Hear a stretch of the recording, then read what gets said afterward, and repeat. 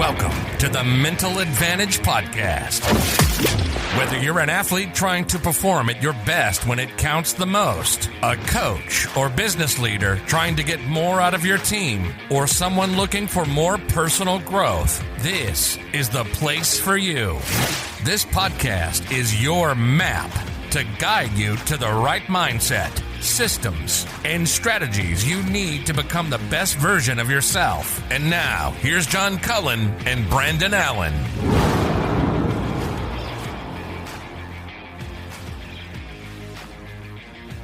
Well, Brandon, another good one tonight. We have Barry Davis, head baseball coach at Rider University, and somebody who's been not only very successful as a coach, over 900 wins and 32 years as a head coach, but also one additional thing that's very intriguing about Coach Davis is he has his Ph.D. in sports leadership. Mm-hmm. And so the listeners are going to get a real treat into not just hearing about the baseball side of things and, his coaching background and all of that, but really, and this goes for business leaders as well as, coaches out there, is he's going to talk about his dissertation, his, PhD doctoral dissertation. So it's really Dr. Barry Davis. I should have probably be a little bit more formal with my intro, right? Sure. Yeah. Dr. Barry Davis and interesting, right? I think the listeners will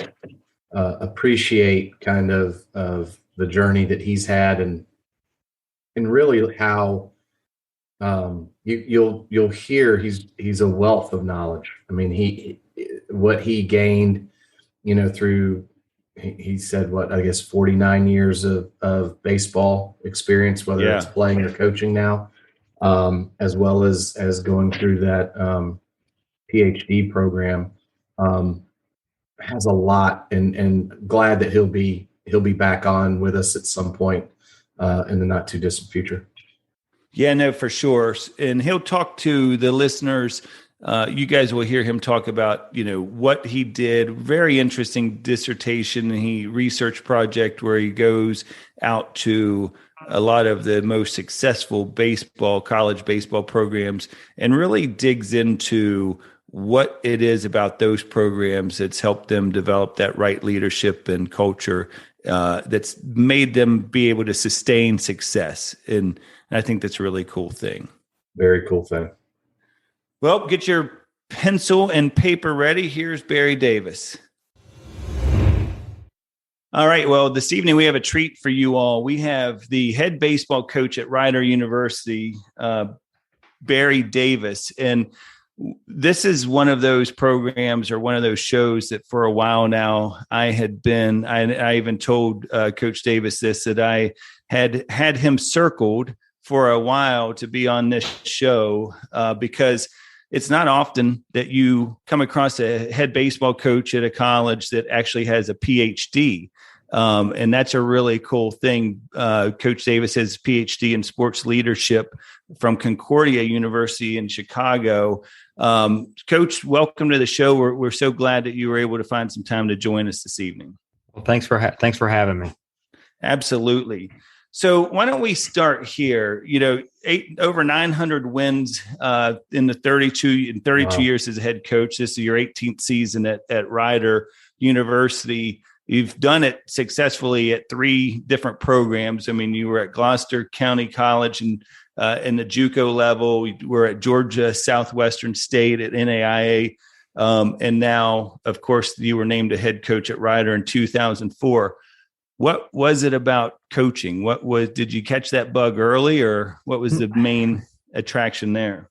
Well, I think you always want to be a player, first. Yeah. You want to be a pro player. You grow up around sports. I mean, I grew up in Charlottesville, Virginia, and I mean, we had kids in the neighborhood all about the same age, so we were always outside playing. So sports was important. I mean, we played, the 3 major sports, whenever season it was. I mean, that people my age know exactly what I'm talking about. Kids today don't. Right. I played baseball in baseball season. As soon as that was over, put the glove down, get the football, and put that down, basketball, and so on and so forth. You do that for your whole childhood. You play sports. I loved football. wasn't a very big guy. but I probably football is my favorite sport. Honestly, I enjoyed playing. I enjoy watching it. But I was better at baseball earlier. And I think that's what kind of pushed me towards playing baseball, junior, senior year. I played football up until I was a junior. So that was one thing. And then when I went to college, I wanted to be a high school coach, a high school teacher, high school coach, but sometime around 1985, 86, my sophomore, junior year, I started thinking about being a college coach. And how would I become a college coach? What do I need to do? What are the steps? What are the obstacles? Who do I need to talk to? So, and as you have a passion for something and it really was burning. So it was something I really wanted to do. So I started, putting a plan together and talking to the right people. And I ended up at George Mason for a year and working on my master's degree. And then I ended up at Frostburg State, which is where I originally wanted to go, but they didn't have a graduate assistantship. And at the time I was living in Northern Virginia. So George Mason was close and Billy Brown, the head coach there, who's still there. Yeah.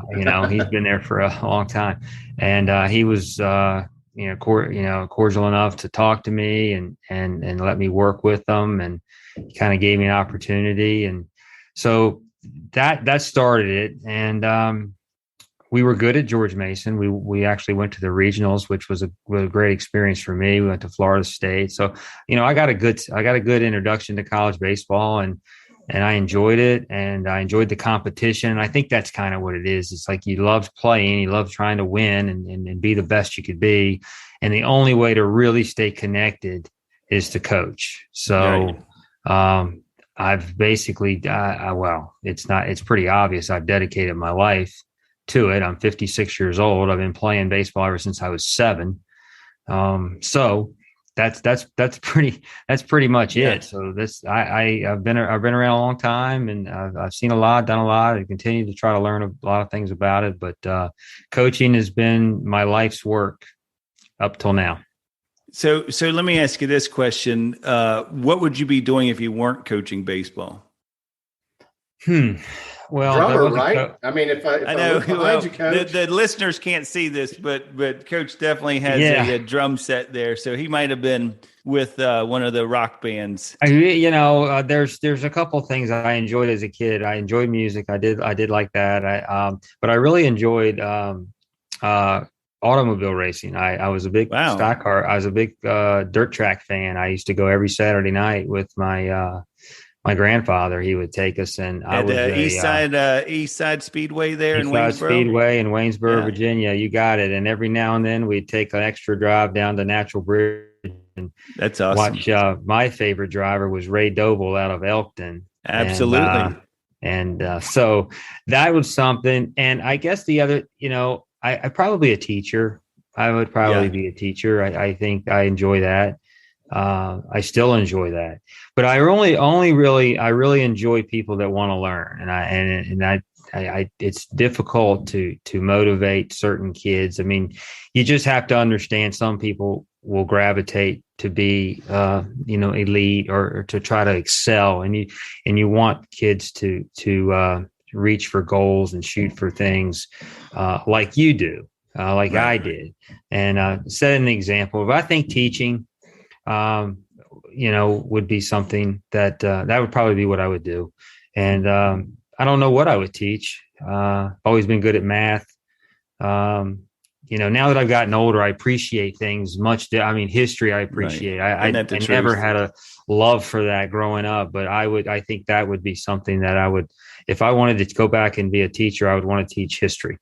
Yeah, no, it's true. That's really interesting. So Coach, you talk about something right there, and I know we're going to get into some of the 5 pillars that you have, but the having those coachable kids, those kids that show up curious and wanting to learn.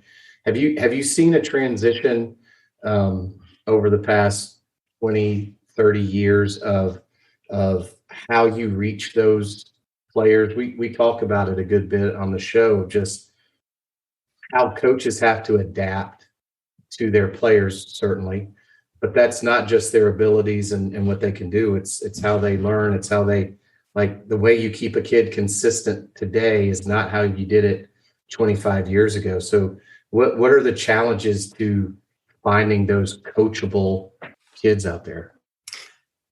Well, it's difficult. I think when I started, I had blinders on to the point where I just wanted, I wanted to win. I wasn't really thinking like coaches think maybe today as a leader. I wasn't thinking I was a leader.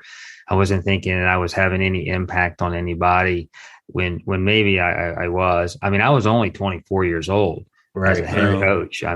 So I can't imagine somebody that looked like me at 24. I would still get, people would ask me, I'd come in with the team, I'd be walking around the hotel and they'd ask me if I'm with the team and what position I played, and I would tell them I play shortstop and, That's right. And I played along with it because I wasn't offended. So I always felt like if I looked young then, I want to stay young and stay young. So, no, I think today, in today's world, we're a lot, there's a lot of information. There's a lot of ways to get information. You just have to be smart and understand what kind of player you're looking for.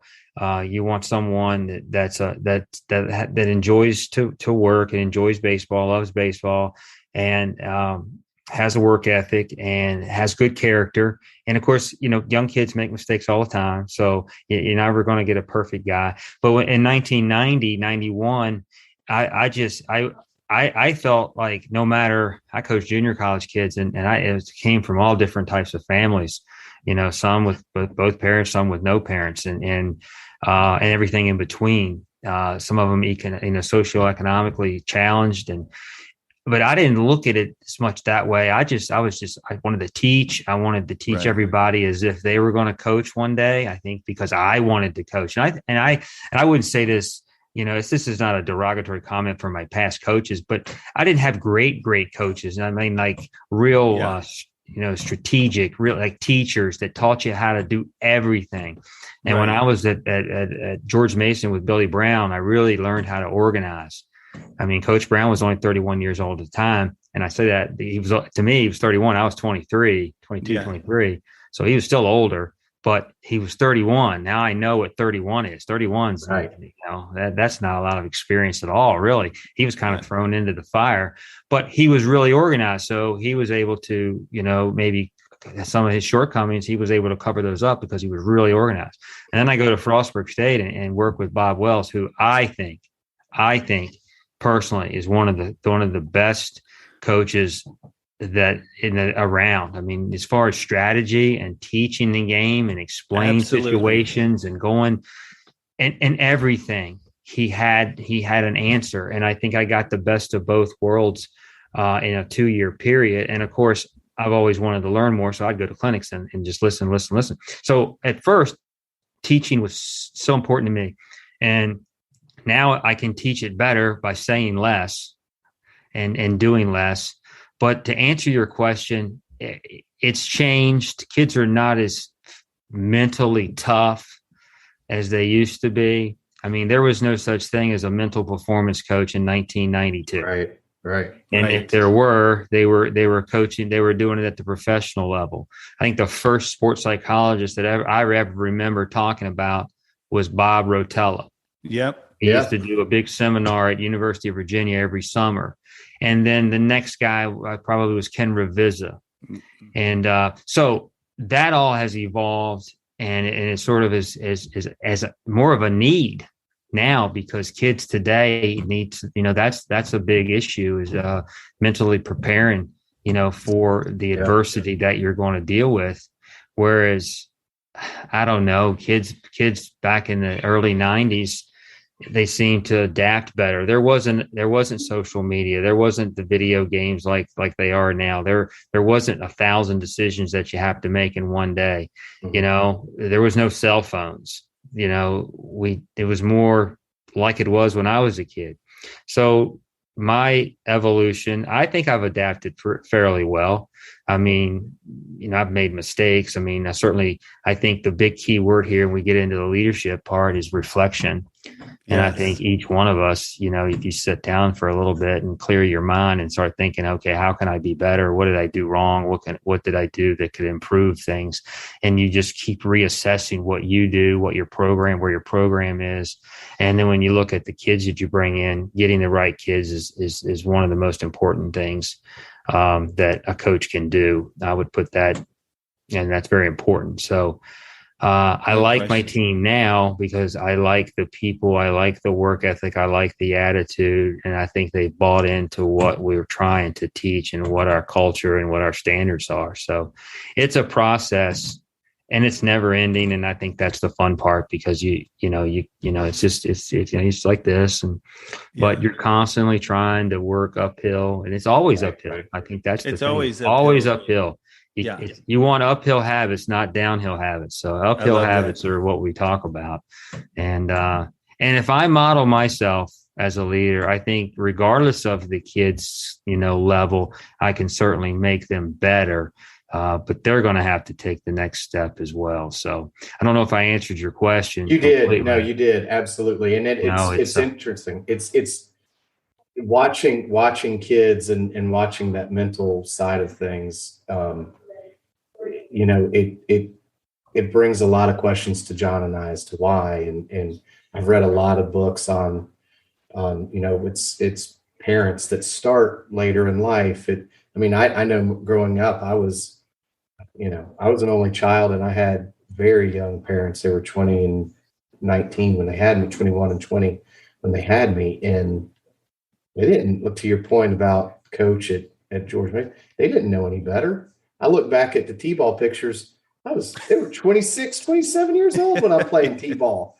And I'm thinking, what were they doing? Right. So anyway, I do think it answers the question. I think it's interesting. And I think as a coach, you do have to constantly evolve with not just the players now, but with today's society and culture in general. But I do think that kids want structure. They want to be a part of something that's important. Yeah. They want I think that's, and it's up to the coach and up to the staff and the people that surround them to try to educate and teach. And there's just so much. There's so much really out there. And you brought up a good point. And first of all, the people in Western Maryland would absolutely kill me if I didn't acknowledge this. Bob Wells, I 100% agree with that assessment you have about him. He was one of the talk about, Jim Riggleman. Some of the players that played for him, but the impact he had. Riggleman talks about this all the time, that Bob Wells was one of those minds that he kind of learned the most from about the game of baseball. And I would guarantee if he had any influence on you whatsoever, that at Rider, you've probably at least at some point tried a double squeeze or a tag and tag play. He was always notorious for having some of those like kooky, little plays. He was phenomenal. I went to Frostburg, I think 2 falls ago, the fall before COVID. And I spoke at their breakfast, and I really worked hard on trying to expound upon the impact that he had with me and how I coach. And Riggleman was there. I got a chance to talk to him a little bit more. But he's a hidden gem. If he was anywhere probably else besides Frostburg, because it fits him, because Bob Wells is a different kind of guy. He made me think about other things, made me think about, why do we do this? The answer, okay, well, why? What are you doing that for? Why are we doing this? He helped me with my master's thesis. I want to know this. He was a thinker. He was the opposite from Coach Brown in a lot of ways, but I was able to take the organization from Brown and the strategy and teaching skills of Wells, and then put it together, and then have my passion and my desire to be good and better. You grab the Ron Polk playbook. You watch it, you go to every clinic, you write things down, and if you want to be good at something, all you need to do is put the time in. And for a long time, that is all I thought about. That is it. And it, I sacrificed quite a bit personally that way. Now today, totally different. Right. Baseball is important, but now as I start to change into the next chapter, now leadership's important. Talking to people's important. I love research. I've become accustomed. I'm starting to like to write and express myself and like telling stories. And I'm doing some research on another project. That's kind of a hobby, but I have my own Facebook site that I'm working on. So I like other things, but for a long time it was baseball and all the time. But when you do it for 30 some years, I mean, sometimes you can kind of walk out there and just and do it.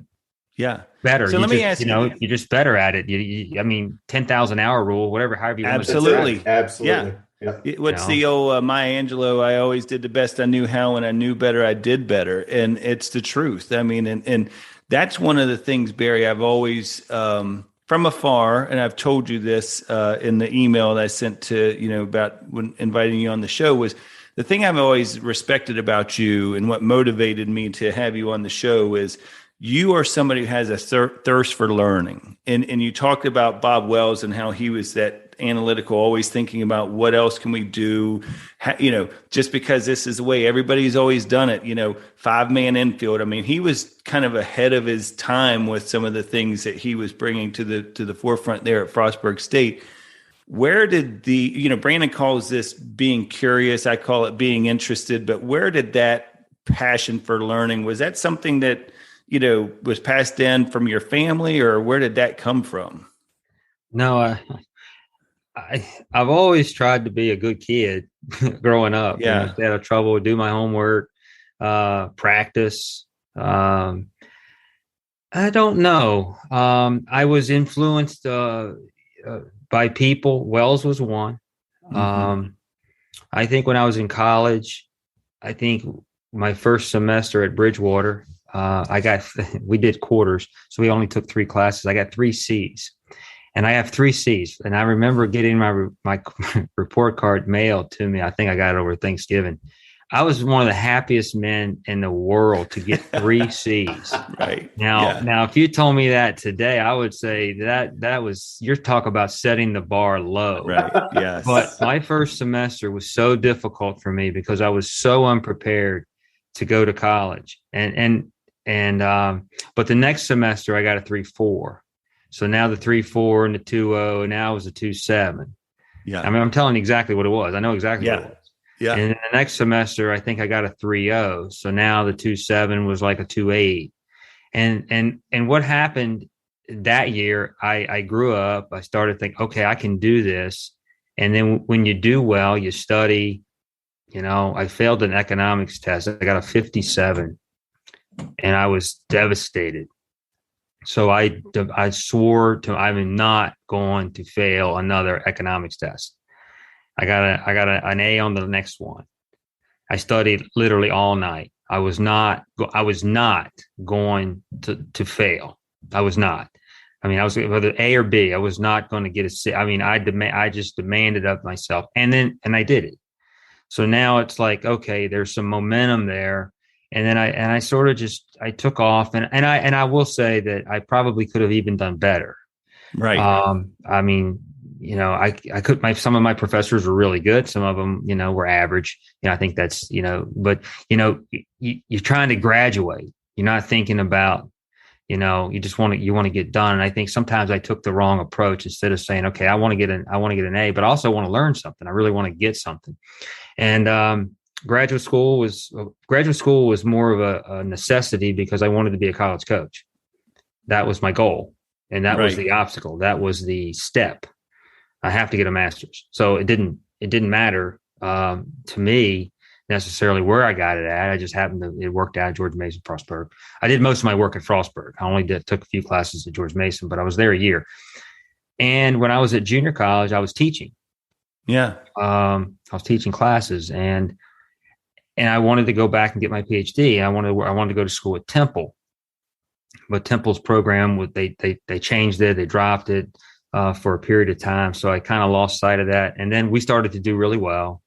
And then I started to think, okay, I can be a Division I coach. I want to be a Division I coach. And I think that was my goal, to be a D1 head baseball coach. I mean, even going way back, I wanted to. So I had to like swallow my pride and go coach junior college, which is asinine to think like that. Like, right. I'm better than that. Why would I want to coach junior college? I know all this stuff.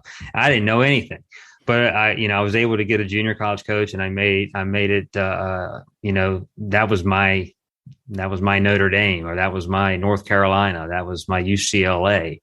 As a kid growing up, you knew these were the great teams. So that was my program. So it worked out really well. But I've always wanted to challenge myself and learn more about the things that interest me. Right. I mean, I'm not, we're not studying. You're not just out there studying nuclear physics or anything. No, just because, I wanted to study coaches. I wanted to study leadership. I wanted to study history of sports. I like telling stories. I like listening to people tell stories. That stokes me. That gets me interested. That gets me up in the morning sometimes. I mean, I want to learn about a lot of those types of things. It's fun. Why wouldn't you want to know more about something?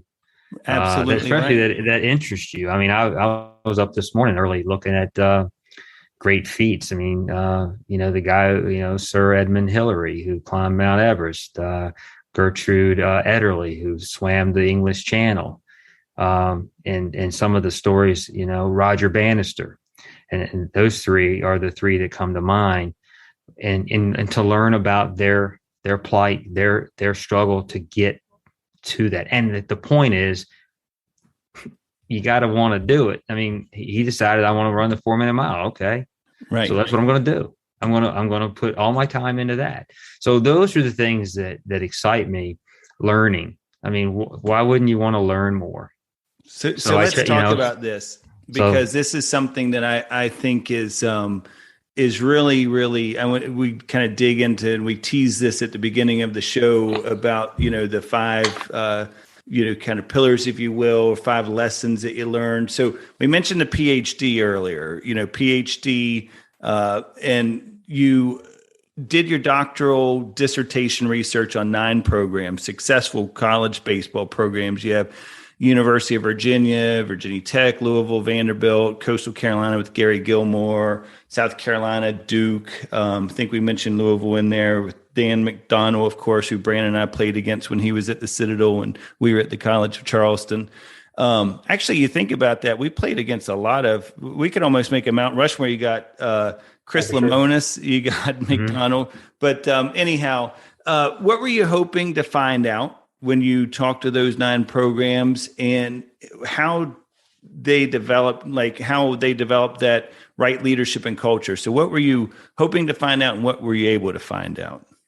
Well, the initial, the motivation to study this was, why is it, or has it been this way, or why does this occur where a college program, it does happen professionally as well, but I can't do both. I wanted to focus in on college athletics. How can a coach take over a program has not been very successful, been a perennial loser, with essentially the same resources, the same league, everything's the same. This guy comes in, or gal, and within a year or 2 or 3, they're winning, and they're winning consistently, and they never stop winning.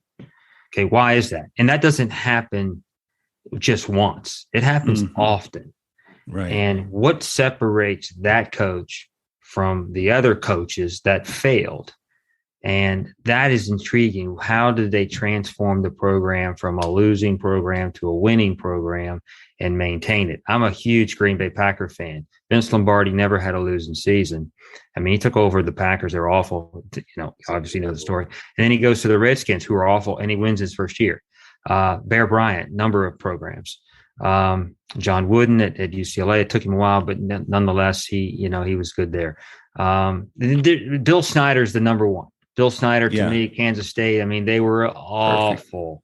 And then he goes in there and I mean, I did one of my speeches, one of my talks. I honed in on him and all the details of when he took over in 1988 and in 89. And then within a couple of years, he has Kansas State playing in bowl games and they're ranked in the top 10. That's intriguing. So because it's baseball, I'm a baseball coach. It aligned with my schedule. I wanted to do basketball and football and women's sports too. But I can't fit everybody's schedule in. I just can't. Right. So baseball was easy because they're off the same time I'm off. So I know all these guys. I mean, out of the 9 coaches, I'm personally, I wouldn't say friends, but certainly colleagues, and I know them well enough. I know 8 of them. And the one I don't have a real relationship with was Ray Tanner, who at the time he's still the athletic director at South Carolina. But I was on a committee, NCAA committee that he was on. He headed the NCAA selection show, for a number of years. So I was on a committee that he would come on the committee and listen in. So the head of the committee, I just made the connection. It's like, would he listen? Would he be willing to talk to me? This is what we're doing. So all of those programs were turned around at some point by these coaches. And my intentions, the goal was how did they do it? And what did they have to do it? And then how did they maintain it? Transform perennial loser to winner. And then how did you build the culture to support the transformation? And that's essentially it. So there was a set number. There was 11 questions. Everybody got asked the same thing. Every interview was face to face. I didn't interview one person. I got in the car, or I got in the train or the plane, and that was enjoyable. That was fun. I was going to say, you went to some nice college towns there too. And it was interesting. I matched it up, right? I think I interviewed one guy at the national convention in his hotel room, but all of them were face to face. And I thought that was important to do it. I was able, Rider University was really gracious and able to obtain a grant for it because it was, it was benefiting the university because I'm an employee there. So it was part of being like almost professor like, and to go and learn. And I got pages and pages and pages of transcribed interviews, and then what they call it, and what would you say, the actual study, the breakdown of getting the information, we would code it out. It was a qualitative study. I was trying to think in my head, qualitative. It was not quantitative. I wanted nothing to do with quantitative. Right. Sure. Qualitative study is what I wanted. So in a qualitative study, you go through and you basically pick out, phrases and words and quotes and things that they would say that pertain to the topic, which was transformation and culture building, sustainability. And you just pull it all together, and eventually you shrunk it down, and it came out to five pillars, or we call it the 5 pillars. We could be 5 elements, the 5 criteria in transformation and sustainability is what it was. And we can get into the 5, but that's absolutely. We shrunk it down. It was just words and phrases, and it just consistency of this. They would continuously say these words and these phrases, and then I interpreted it my way. So it is my interpretation of what they said, and they're all recorded and they're all transcribed. And that's awesome. So it was a tough project. It was fun, but it was painstaking at times, but it was challenging. And again, that was kind of, that was the fun part, is getting it done. I just had my head down and worked on it. But the 5 pillars, I believe, are pretty solid. Well, it's interesting, Barry, because Brandon and I talk about this all the time. We've been doing this is show 52 for us. And over that course of time, we've talked to all sorts of thought leaders as it relates to mental performance, as it relates to building culture, leadership, whatever the case may be. And I feel like we could do that. You know what I mean? Like the thing you were able to discover is the same thing that Brandon and I talked about on a couple of shows ago. Actually, I think it was show 50 when we were just kind of reminiscing, is there are those common themes. So what were some of the things that you were able to unpack there? Well, I mean, I when I write these down, I would consider them time tested and pressure treated. That's how Yes. they're perfect. You can't go wrong with any of these. Now, what I do believe is they're not mutually exclusive. That you need them all. Yeah. You can't have, one and not four. You have to have all five. If you don't have all five, then you're not going to have the ability to sustain this.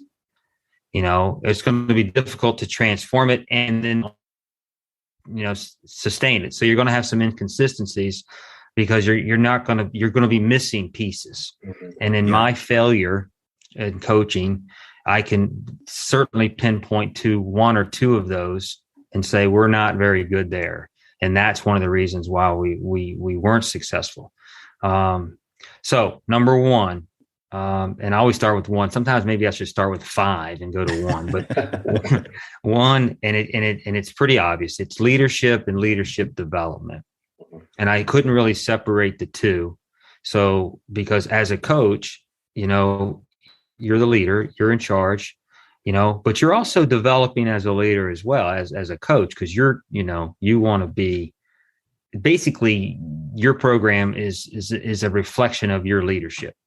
Absolutely. So in the leadership development, there's a lot of ways that you can, you give kids opportunities, take ownership of the program. They have a say in certain things. You talk to the older guys. What do you see? What do you don't see? You kind of get into a personal relationship, which is an interpersonal development there. That's important in leadership. So that becomes part of it. But leadership is a lot of things. It's vision. It's communicating the vision. It's competence. It's having people skills. It's making tough decisions. And it's also a serving aspect where you're there to serve the players and serve your coaches and serve the staff. So if you don't have any of that, 2, 3, and 4 don't really 4, 2, 3, 4, 5. They don't matter.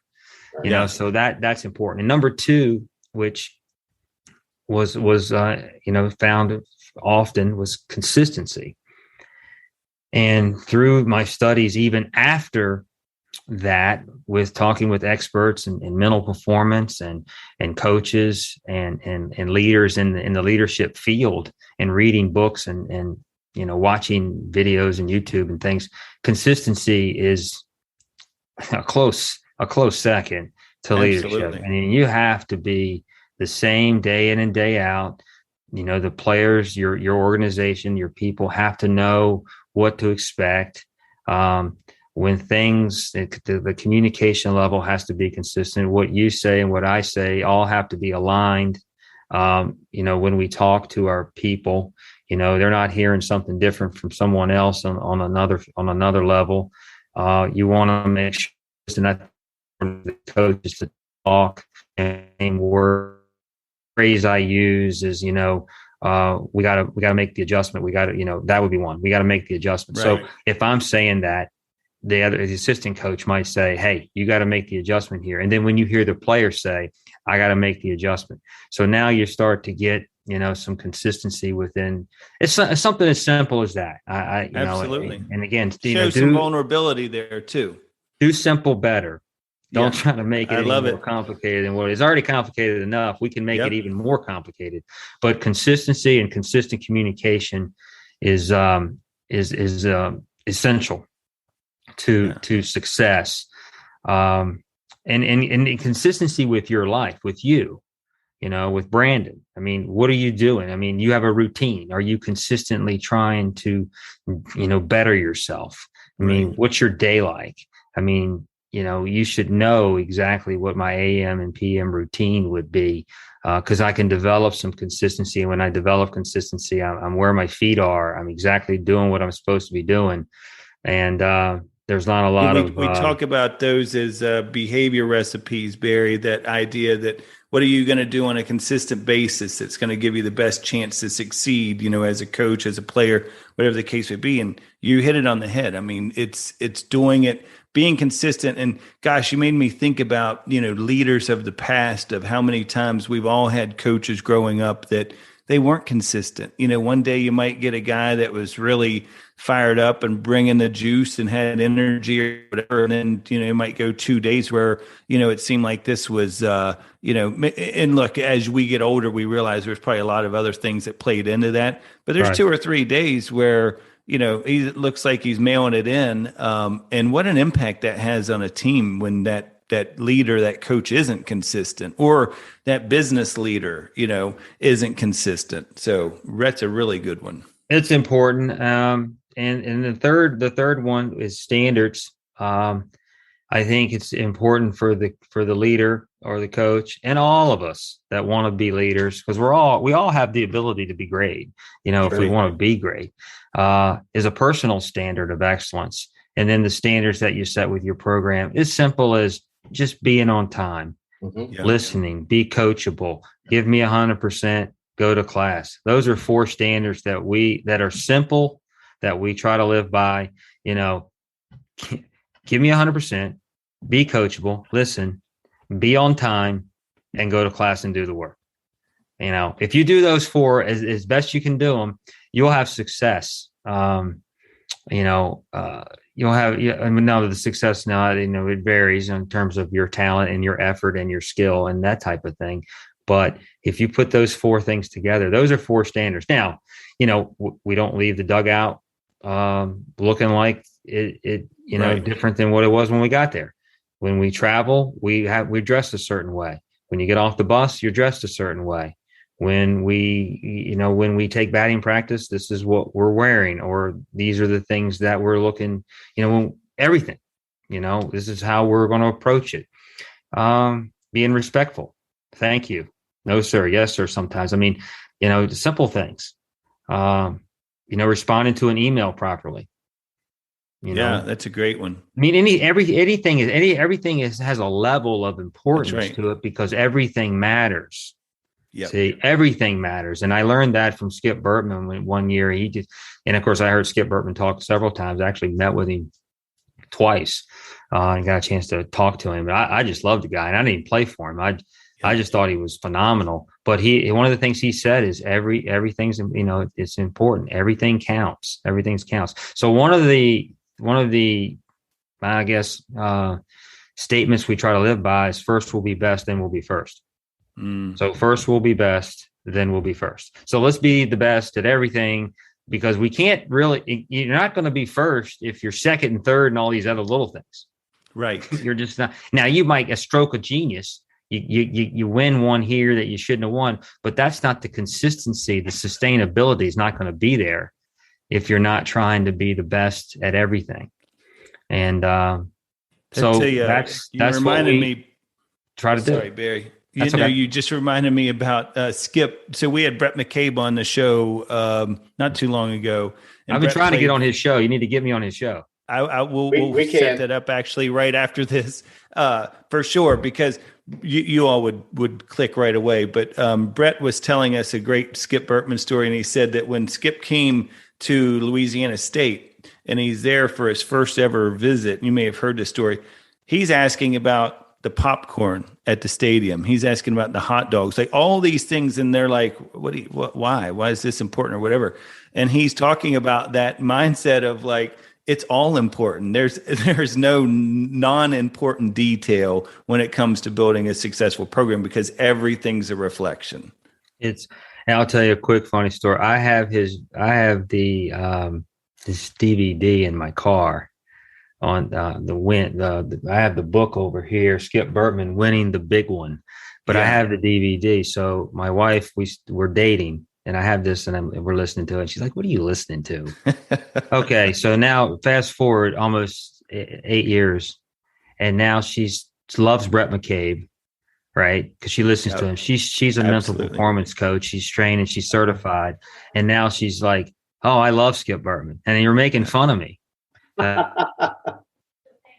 Like, why are you listening to this old guy? What does he know? Right. You know, and now, you know, because Brett McKay just loves the no guy. question. I mean, No question you know, about it. And Bertman, to me is again way ahead of his time. So there's pockets of coaches. Wells, because I'm personally connected. Right. Bertman, I'm not, but I am from a fan, he's an influence. He had an influence on me, and he took the time to sit and talk to me in Cherry Hill, New Jersey, for a good 2 hours. Yeah.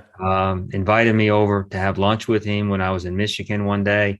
I mean, he did those things and made me feel important. Right. It made me feel like, okay, I know what I'm doing, and he's supporting me, and he's, I guess, what's the word I'm looking for? Reinforcing what I'm doing and giving me. I told a story up there, and then I'm walking off the stage, and the crowd enjoyed my talk. And he's next. So I'm thinking, great, this guy's following me. Right. And he looks out at me and he goes, Barry, coach, or I don't know, I can't remember if he said Barry or coach, but he said, you wait here for a second, and I want you to listen to this. Because I had told I think my talk was on trick plays and you know, crazy things or whatever. And he told the whole Miami story. Yes. You know, if you watched Hold the Rope, you know, where he said, you know, he did this. That's true. Yeah, that's exactly what he told me. And then, of course, he's a great storyteller. I mean, there's nobody else that can tell a story like this guy, you know. So he tells that, and he makes me feel important, because what I said, these coaches may have thought was, this is bunk. Right. Yeah. He said, no, there are plays, there are things that come up, and this is one of them, and this is how we did it, and this is the steps and he tells the story. And I mean, I get chills thinking about it, because then I went to lunch, and I tried to hang back, and so I didn't bother him, and he saw me. He goes, come on over here. And I sat and talked to him for a good while before I flew back home. And so, yeah, without really. Well, that's another good thing, Barry, is that, you know, it's the thing about people will forget 90% of what you say, but never forget how you make them feel, you know, and that's I think another core thing that fits under there somewhere, I'm sure, in one of these umbrellas, as far as just how, as a leader, you make people feel. And then if you can, you know, provide them that affirmation and that, you know, they can tell you're vested in them, you know, that leader, that they're vested in you. That's a really, really critical piece to it, isn't it? Well, he knew the impact he had on people, and he probably saw something in me as well as many other people. And he helped me, and he didn't have to do that. He could have big timed me and, you know, and just ignored me or said, hey, coach, you know, good job, or not said anything. I've had a coach one time, I won't tell you who it is, that basically ignored me the whole time we were together. I mean, we were in the car together, never said a word. Wow. And, I mean, we were at the same clinic. I mean, he was at a Power 5. I was at little Georgia Southwestern. I just flew in from Americus, or Atlanta, actually. Yeah. And I remember, and I said to myself, this guy, you know what? And he didn't make it. He was fired and had trouble getting a job, and he's not in baseball. And if he is, I don't know where he's at. But my point is that was two sides of the coin there. And if you've ever attended one of those ABCAs, I mean, that's the beauty of that, right? Is the fact that having the exposure to all of those coaches. And you mentioned, you know, Cherry Hill, what's that, the baseball bash or something that they used to have up there. But that's what makes baseball such a special sport, is having that, you know, kind of connection and being able to walk up to somebody and saying, hey, how are you running your in and out? What do y'all do to you know, make it more efficient use of that time for IO during the, you know, before games or whatever, like, and they'll share that stuff. I mean, that's what's so crazy about it. It's a man. And the difference between the guys that will and the guys that won't, it's, if you're a good guy and you're a good person and you try to help others, it's so true. It's so true. It comes back. Sure does. And the ones that don't, that think they're above you, they don't make it. They just don't. And it's, you know, so getting back to the pillars, the fourth one is, you know, getting the right fit. And I think that goes with everything you do, getting the right wife, getting the right spouse, getting the right, partner. Yeah. You have kids, you pretty much deal with that, but you still get to pick and choose who you want to be around. And as a coach, you get to pick and choose on the college level, certainly, the kind of people that you want to coach, and do they fit your philosophy, and are they the type of people that you want to be around? And that is one of the areas where when we struggled here. And talent is important, and every coach said that. But every coach also said, when you reach the pinnacle that they're at, the level that they're at, everybody's talented. It's what's going to separate the talent, and character, trust, courage, teamwork. I mean, there's a lot of things that you can, dealing with adversity. I probably could go into a number if I looked at it a little deeper, but all of those things that make up the team, the right fit. If you don't have the right people, because the people in your organization are the most important.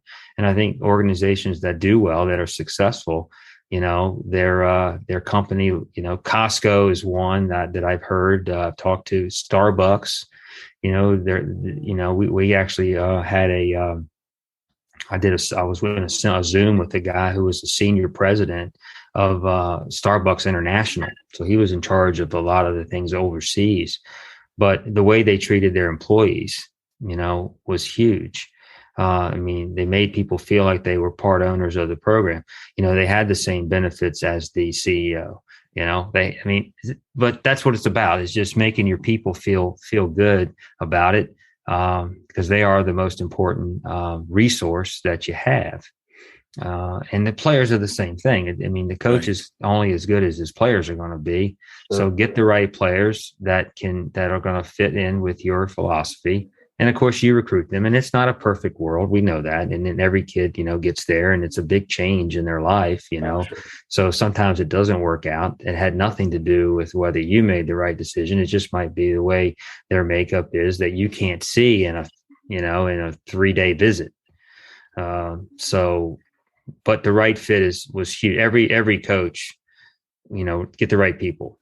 I remember one of the studies, one of the coaches, I believe she was a swimming coach at California, said if she couldn't have a conversation with this particular young lady, on a different level, there was certain questions they would ask, and and they would watch her and observe her, and she didn't feel like she was cognitively could fit into their philosophy and the way they did things at Cal Berkeley, that she would not recruit them. But wow. I think that's important. You can take it however you want. The right people make the biggest difference. Without the right people, the other stuff doesn't fall in line, though, right? And I love what you said a little while ago about you need all of them, right? Because you can have that and the growth mindset and everything can be set up, but without the right building blocks, you kind of drop down. And the right fit also, if you get the right kid, he's a little off, that's where your leadership development can come in. Absolutely. That's where your consistency comes in. That's where your communication comes in. That's where the standards are all there to help this young man or young woman, gravitate to that, because, not every person is on the same level. Not every person is as talented as the next person, but are mentally stronger. They come from different families, come from different socioeconomical areas, places. They've never been away from home. They've never been out of the state, that type of thing. But those other factors within the coach and in the program can certainly, if the kid has the right, personal qualities, characteristics, we can raise his level. Well, it's also important. We talk about this in business all the time, is getting the right people on the bus and making sure they're in the right seat, right? Making sure that they're in the right roles within your organization. And because not everybody, I think about this and you're such a good person to have that discussion with. We had Doug Little from Potomac State College on recently, and we had talk to him a little bit about the challenges of junior college baseball, right? And developing those leaders early on those first 2 years, because you're dealing with somebody now, it's a freshman or a sophomore, but you're going to need to rely on some of them, excuse me, to be leaders on your team. So, I think it's very interesting because you've been at the JUCO level and now at Rider, where, 4-year schools after that JUCO level, is understanding that that's that finding the right place on the bus for them, the right seat, because you find there's some people maybe you've identified as a head coach that are going to be your leaders, and maybe they just don't have that. You find out later on that they don't have those qualities you're looking for. So, have you noticed a difference between JUCO, like when you were at the JUCO level, and granted you were younger, but just having to develop leaders versus how it is now at a 4-year school? The leadership development is a slow process. You can see when you get them as freshmen, some of them have the stronger personalities that care about the program, that take ownership of the program, that, it's just harder today. Like we talked about today, the president made our guys stand up and talk in front of each other. Kids don't talk today like they talked 20 years ago, 30 years ago. They just don't, because they text you, they Snapchat it to you. And it's just that everybody, it's a phone, it's a culture of, we do everything with our phones. And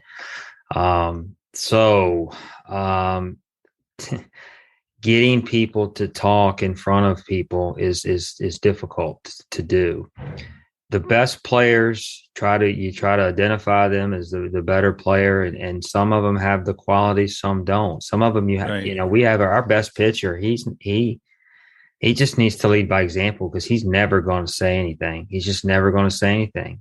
Yeah. But okay, so if you're the best player, if you can get the best player to work harder than anyone, then that's step one.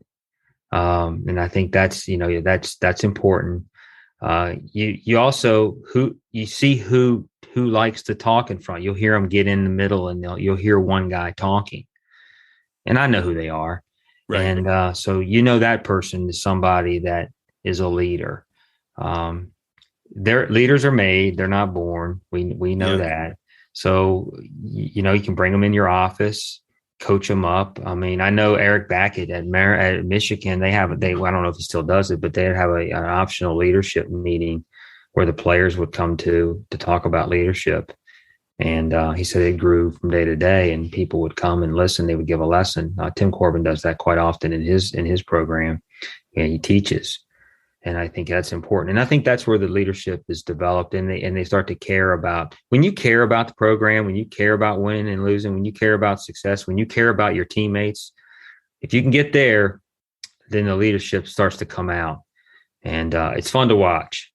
No question about it. Well, I think it's also interesting, Barry, when you look at some of the schools that you were at, because, University of Virginia, Vanderbilt, high academic colleges, right? So you're already kind of in that position where you have folks that are coming in, good students. Having been pretty closely, worked pretty closely with the University of Virginia baseball for a bunch of years, working camps and getting to know that program a little bit more intimately.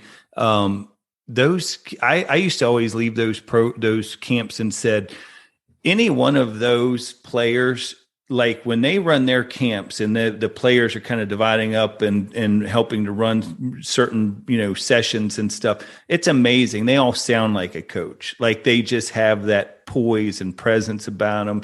They know the game. They've learned it. That's been taught to them. Right. And so I think that's kind of one of those things that it's like almost, I think about that program and these pillars that you've been unpacking, and it's very real and consistent with them. I think about Coastal Carolina and Gary Gilmore and the job that they've done down there. And his pillars of excellence, that having the standards of excellence. Selfless and relentless are his two pillars. It's on their carpet of their clubhouse. That's one of the things too, right? Is you have to have those standards, but to your point, has to be a part of everything you do, has to be in front of the players every day, or if you're a business person, has to be in front of your employees every day. but it's really important that you recognize it when you see it too. You reward the behavior you wish to see repeated, but it's really important that if you see somebody, and I know Gary does this very well at Coastal, if he sees somebody demonstrating selflessness, he's going to call it out, and they bring them to the circle and they talk about it in the clubhouse. And same with relentless effort. If he sees somebody demonstrating that in practice or whatever the case may be in a game, then after the game or after practice, they're in that circle, and that means something. It's different now than it used to be. The rah-rahs and the you fire you up. Now it's real. You're talking about different things. We would never talk about these types of things in 1992. We just wouldn't. I mean, now maybe a guy like Skip Bertman was, because he was smarter than everybody. But in 1992, I was 26 years old. Imagine what did you know at 26? Right. I knew more about baseball than anything else. I didn't know anything about anything else. But as far as the coaching part, that was not the difficult part. It's all the other things that are involved now, where you can take what you know from a baseball perspective, and now you can put, all these other, wisdom and experience and the things that you failed at, and improve yourself. The last one is the best one in terms of, individual. It's more individual, is a growth mindset, and it's just the ability to not it's the opposite of fixed. Well, me saying to myself, well, I can't get a PhD because my SAT scores weren't very high. I'm not very smart. I can't do this, or I can't, you keep saying you can't do it. You can't do it. So, the open-minded, like if you said, this is a new way of doing it, I need to have an open mind and look at it and see if it can help me. And if it can, I need to put the old way aside and not let it bother me, because it doesn't have to be about me. It's about getting better, learning more, as simply as just reading books, going to clinics, talking to people, and just being open to being better and learning more. So, I try to read. I try to read all the time. Absolutely. No, I mean, look, it's and that's kind of what we're hoping to do with this podcast. And I was a big podcast junkie, still am. But that growth mindset is something that's so important because of the fact that, and you and I talked about this today. The importance of coaches really modeling that growth mindset, working on continuing to get better. And I like something that I heard you say in another show that you were on. You were talking about how often, and it's took you a little while at Ryder, but how often, or just as a coach in general, but how often now you'll admit a mistake, you'll admit a failure you've had maybe as a coach, or, hey guys, I take ownership of this particular, that inning we had. I thought I thought the hit and run was the right play in that situation. And it wasn't. Maybe it was bad timing. Maybe I was trying to press a little bit, whatever the case may be. But as a coach, when you can talk to your players that way and they can see you being vulnerable that way, I think it just has tremendous impact on letting them know, okay, coach understands it. He gets it. He's working on some things himself. And it sets them up, I think, to be having that mindset. And it's funny, Carol Dweck with the whole fixed mindset and growth mindset, I'm actually on, for my company I'm work with, we have a call tomorrow that's all about growth mindset that somebody's coming in to speak to the organization on. And it just made me think about how often now I hear on the news, companies, corporations talked about as that's a growth mindset company, and like it's starting to become almost like a way we describe companies that are willing to grow. And we've seen it, I think, firsthand with the pandemic, is those companies that had that growth mindset, they've been able to still, I wouldn't say thrive, but they at least maintain themselves throughout the pandemic. But I mean, each pillar, if you take them and break them down and you really focus solely on one at a time, you could really dig deep into each one. And I scratched the surface a little bit, and I want to dig a little bit more. Absolutely. As I transition from what I'm doing now to what I hope to be doing later. And I enjoy it. The growth mindset part to me is the most exciting because it involves the person a lot of times. Virtually all the time. I mean, I failed in something today. I reacted to something. I didn't respond properly. I reacted a little bit. And as soon as I was done with it, I'm like, I could have done a better job. I didn't do a bad job, but I could have done a better job. Right. And so all 5 of those, are connected. And I think there's no way that you can sustain it, if you're not excelling in all 5 of those, or making an attempt to work at it. We're never going to be perfect. It's like what did Lombardi say? We're chasing perfection, but in the middle, we're not going to be perfect, but we'll catch excellence in the process. And I think that's what he did with his Green Bay Packer teams. And you talk about bought in. No question. Those teams are bought in. I mean, and of course, all great teams are New England Patriots, Pittsburgh Steelers, Miami Dolphins, all those teams that were great, 49ers, so Dallas Cowboys, even in the 90s, they now you're talking. Just the way it goes. America's. As you can see, I'm a football fan. Me too. No, look, there's so much we could unpack, and I'm glad that, we just kind of, as you said, you could dive into each one of those pillars. And this is what I want to do. I want to let you know now that we want to have you back on another time, before, of course, maybe sometime over the winter before you guys get cranked back up, because we didn't even get into as much of the culture piece that I know we could have even talked about, because that's so important. As Urban Meyer says, culture is what leads when no one's watching. And it's one of those things that I think, as a coach, as somebody who studies leadership with the passion that you do and culture, the 5 pillars are things that all kind of create that. But what I'd like to do is have you come back on another time and we can dig in a little bit deeper into culture. And I also think it's important to talk about some of the things that rob culture, some of the things that can kill that culture. Because I think so much on these shows, we have a tendency to focus on all of the things of doing it the right way, which is good. But we also got to be prepared for what happens when, or what are some of the things we have to look out for whenever, that's coming. I remember when I first decided I wanted to be a college baseball coach, I remember talking to a coach one day. Actually, it's a friend, Lawrence Nessarote. Yeah. And when I played for Lawrence, I remember I was going to get into coaching, and I said to him, hey, what's the player that you worry about the most as a coach? And I'll never forget, he said, it's not the player who's mouthing off in practice. Like, if you're talking about a strategy or something, they're the one that you can clearly tell is upset with you, doesn't agree with what you all are going over, is upfront about that disagreement. He said, it's the player who sits there and says, yes, sir, to you. But then as soon as they get back to the dorm room, or as soon as they get in the locker room, that's when they start their work. That's when they start to talk about how they disagree. And, and it's so true. I mean, we've seen it all the time where that can be a real big culture robber.